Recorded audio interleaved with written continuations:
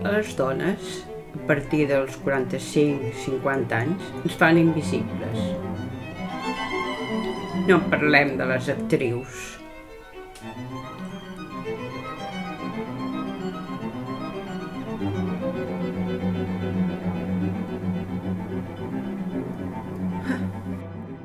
No entenc per què, la veritat.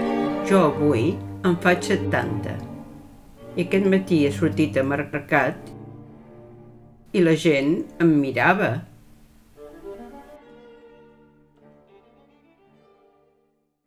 En les meves nits de lluna vaig encendre una foguera per atreure els hostes, com fan les prostitutes a les voreres d'algunes carreteres.